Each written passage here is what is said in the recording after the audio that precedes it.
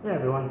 So if you watched the last video while I'm doing this clean out, I went ahead and talked about how you can use mattress bars to help with carrying mattresses or large flat items like headboards or tabletops, glass pieces, whatever the case. In the event that you do your jobs yourself, or even if with someone, it just makes it a little easier. You don't have to haul a mattress down an apartment building down the hallways because those can be long walks, as you probably know. Um, you normally see mattress bars more over with movers, but it's something that I kind of carried over, and it comes in handy because I do a lot of these jobs myself. But this one I wanted to talk about an efficient way to get a couch out of a doorway when you're in an apartment building. You don't have a lot of wiggle room on the other side of that hallway to really keep it flat and take it out on an angle. I see a lot of people, and newer movers especially, they do that, they go to take it out, and then they realize they can't make the full turn, and they either force it, which you don't want to do that if you're a mover, because then you damage the door frames, or, it makes it a little harder because the guy on the outside is going to have to lift up the couch on the angle. It's kind of weird, and drag it towards his chest, and the guy on the bottom is going to have to scooch up the doorway. There's an easier way to do it, and there's an easier way to do it by yourself. As a mover, just for efficiency, or if you're doing this jump removal on your own. And the same thing applies to elevators. So I'm not good at editing, so I'm going to just take separate clips and hope I can put them together. The building I'm in, the doors aren't very good with insulation and sound, so I don't want to talk about it in the hallway. So I'm just going to film how I take it out of the door here, and then I'll do it again in the elevator. Now, it's not a huge couch, so I don't really have to do it to the degree I'm going to, but it's just more for demonstration because it applies to everything, right? So this is the couch. I already popped the backs off, and by the way, most recliner couches, not all, but most recliner couches, the backs pop off. There's just little clips on the bottom, you lift up, yank the whole seat up. Voila, it's a little easier to move now.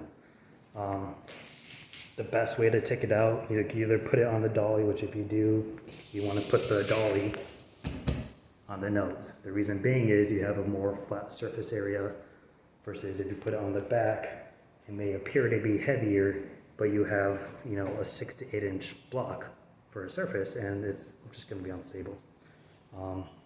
So with the hand truck, you kind of want to do it from the same way. So I'm going to stand this up on its side, and I'm going to put the hand truck right here going up. And the reason being is, one, I have a nice flat surface on the bottom. Two, I have a nice flat surface coming up the length of my dolly. And then three, in the event it goes to shift around, you have an extra corner support. Whereas if you were to grab it back here, say it goes to turn a little, I have nothing keeping the dolly from shifting around the side, and then you could lose the whole thing. So I'm going to place you back down.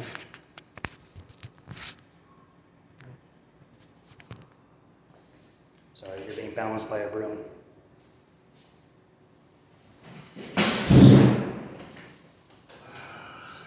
And everyone loves the sleepers and the recliners because they just turn into such heavy handcuffs. You never see. So this is the front that I was talking about. I'm just going to lift it up. Now, for just a little bit more support, you can always use the dolly, of course, and I would recommend it when going downstairs. But I would always do one hand up top and kind of pull it towards the dolly, and one hand on whatever side is leaning. So if I let go right now, this is going to fall on the ground because you have all the weight from all the recliner metal and stuff. So the weight's going to want to go this way. So I'm going to keep one hand up here and one hand on this side for support. Right. You lift it as normal, and you don't even have to touch the dolly. Right. And you can do this anywhere you go when you're on the first floor. Now, when it gets to stairs, of course, you want to hang onto the dolly. You don't want to just grab the piece itself, because now you're not going to control the drop each time. And you can do this literally anywhere. The only time you're going to lose that hand truck by not holding onto it is stairs, because you're going to have a drop and the space is going to move the dolly around. Or if you go down so far that it's almost horizontal, at some point, if you're holding this up still, the weight's gonna kind of turn onto a corner, and this is just gonna come off, and you're just gonna be holding onto the piece. This thing's gonna be smacking on the ground. So I got the nose, got the hand up top to pull it into me. My other hand's gonna be right here on the metal bars because that's the way the weight turns. Now when I go out the door, instead of just laying it down horizontal and go straight with it, I'm not gonna do that. I'm not gonna go forward with it either, right? If it was a first floor door like of a house, I'm going to the driveway, sure, I'll push it straight out the door. What I'm gonna do is I'm gonna go backwards with it. And as I go out the door, I'm gonna bring it down close to my body so I have more clearance. And as I'm scaling through the door, I'm gonna push it right back up. And then you don't even have to stand it up all the way. You can just, kind of skateboard the dolly around and turn it. But I'll show it so it's not so confusing. If you go forward, stand here so it doesn't fall. If you go forward with the dolly, the problem is that as you're coming down with it, you're gonna run into the same issue that you would have if you're laying flat. At some point, that other end may catch the wall, and if you're not all the way through that top, you're not going anywhere. All right? You can sit there and try to fudge around with it, but then you risk the couch losing balance and smashing into the wall. You don't want to do that. By going back into it though, you're basically swooping it up, and then you can turn.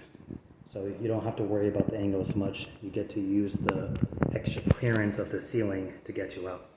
Now, in the event that you have, let's say, a low ceilings of an apartment building, they're out there, especially the older ones, or assisted livings. Sometimes the ceilings are kind of low, and you may not be able to do that if you have a long enough couch. That's when you kind of have to improvise, and you have to go on an angle and kind of turn it around and pivot. But hopefully this makes some sense. I'm going to show the demonstration with the door though, just to give it an idea. And I'll either do it again at the elevator if there's no one there, because there's a lot of people using the door now this time.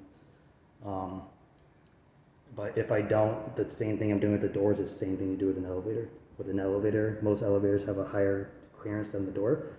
When you come in, you go in backwards, you stand it up, you use your foot as a blocker to kind of help keep the dolly from kicking in and slamming on the ground. So I'll go ahead and show that in the next clip. Sorry this is long, I'm trying to talk about it. Maybe I'll just do it down. You'll see.